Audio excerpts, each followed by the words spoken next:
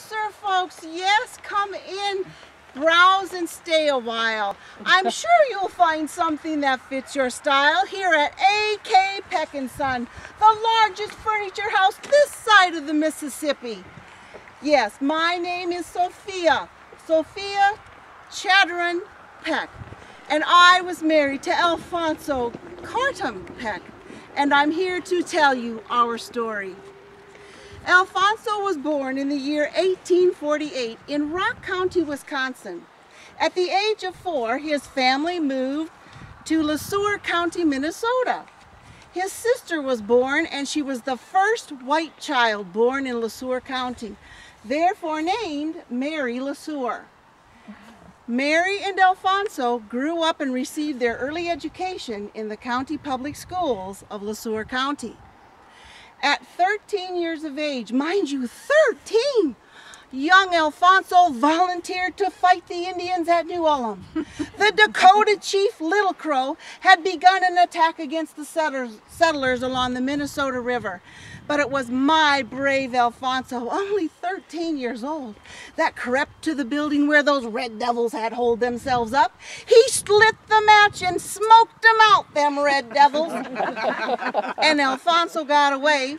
He was safe and only a small wound on his leg. Well, you know how it goes. Little boys grow up to be big boys. At the age of 14, he enlisted into the Union Army. He went to fight the Civil War. He enlisted in Company G of the 10th Division of the Minnesota Infantry. And he went down to the southern states of Mississippi, Missouri, Tennessee, and Kentucky. And there he fought many a severe battle.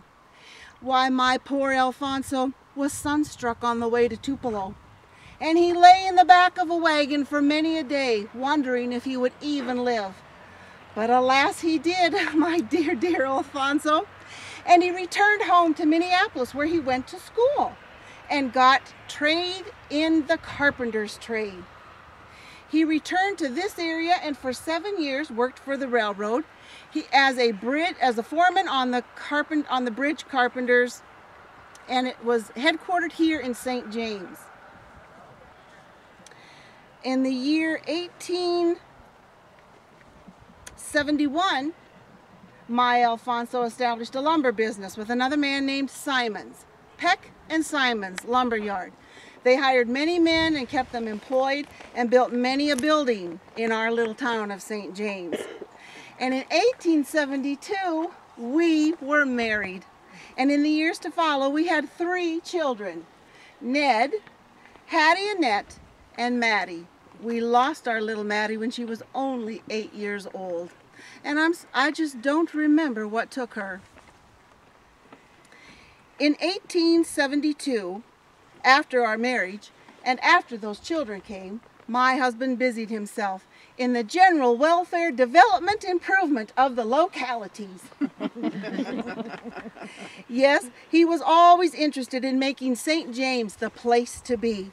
Why, he was even elected to the village council for many different terms and made commander of the John A. Logan Post number 64 of the GAR. That's the Grand Army of the Republic. He was also made junior of the Masons, or junior warden of the Masons, and treasurer of the Blue Lodge. And in 1885, he had the distinguished appointment to be postmaster of St. James by President Cleveland.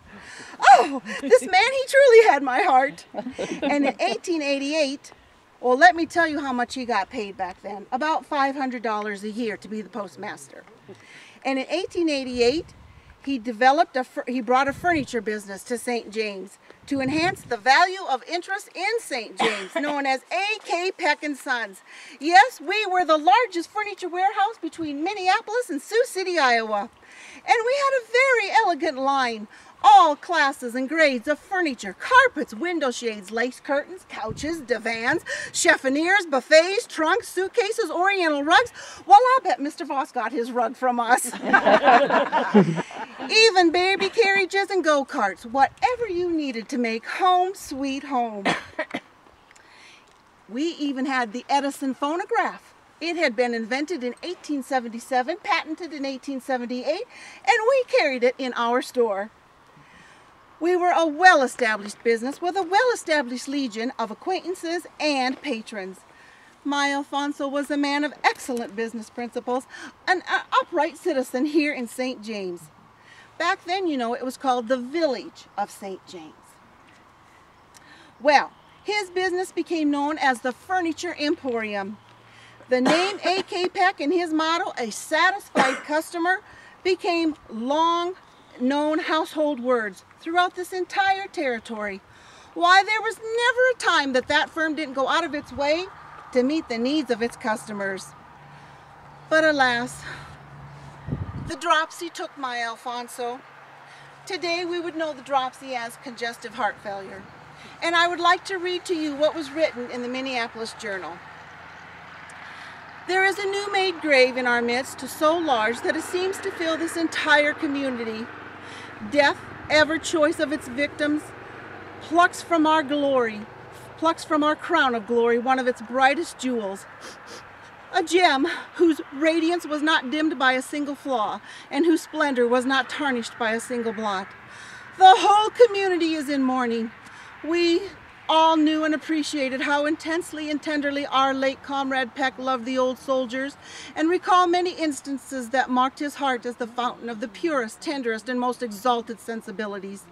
In the death of our beloved comrade, we have lost a large-hearted, noble, kind, and generous friend that so united in himself the qualities of the hero, the citizen, and the soldier that not only his comrades, but all who knew him unite their tears with ours.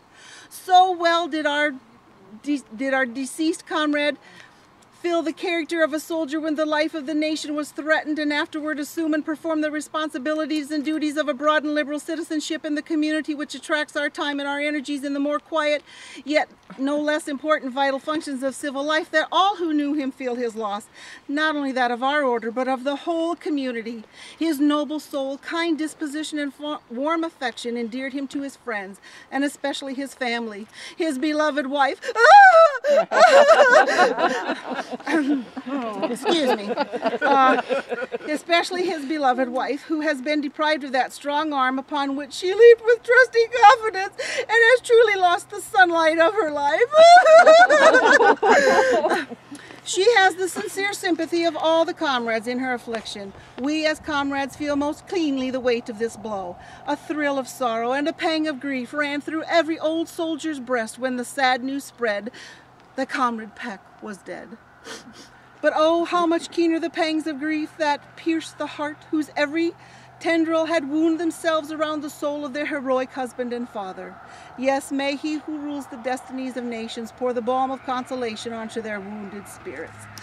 So, as you can see, the community dearly, dearly loved Alphonzo K. Peck. And you know, life does go on.